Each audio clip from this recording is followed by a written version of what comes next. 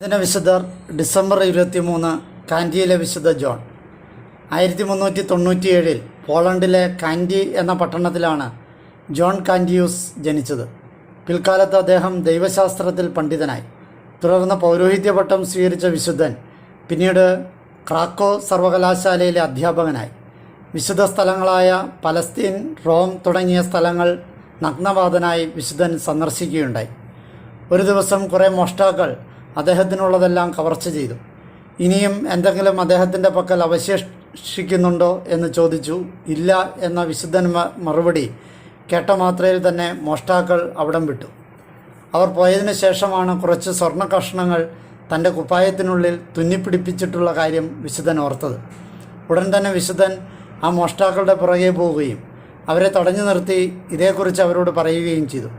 വിശുദ്ധൻ്റെ ഈ പ്രവൃത്തിയിൽ സ്തബ്ധരായ മോഷ്ടാക്കൾ അദ്ദേഹത്തിൻ്റെ സത്യസന്ധതയെ പ്രതി ആ സ്വർണം മാത്രമല്ല, മുൻപ് മോഷ്ടിച്ച വസ്തുക്കൾ വരെ അദ്ദേഹത്തിന് തിരിച്ചു നൽകി. തന്നെയും തൻ്റെ ഭവനത്തിലുള്ളവരെയും തിന്മയുടെ ദൂഷണങ്ങളിൽ നിന്നും രക്ഷിക്കുവാനായി വിശുദ്ധൻ തൻ്റെ മുറിയുടെ ഭിത്തികളിൽ ഇപ്രകാരം എഴുതി ചേർത്തിരുന്നു: കുഴപ്പങ്ങൾക്ക് കാരണമാകാതെയും മറ്റുള്ളവരെ അപകീർത്തിപ്പെടുത്താതിരിക്കുവാനും ശ്രദ്ധിക്കുക. ചെയ്ത തെറ്റിനെ ശരിയാക്കുവാൻ വളരെ ബുദ്ധിമുട്ടാണ് എന്ന്. അയൽക്കാരോടുള്ള വിശുദ്ധൻ്റെ സ്നേഹം എടുത്തു പറയേണ്ടതാണ്. പല അവസരങ്ങളിലും വിശുദ്ധൻ തൻ്റെ വസ്ത്രങ്ങളും പാദുകങ്ങളും പാവങ്ങൾക്ക് നൽകുകയും താൻ നഗ്നപാതനായി നിൽക്കുന്നത് മറ്റുള്ളവർ കാണാതിരിക്കാൻ തൻ്റെ ലോഹ നിലത്തൊഴിയുന്ന വിധത്തിൽ താഴ്ത്തി ധരിക്കുകയും ചെയ്തിരുന്നു.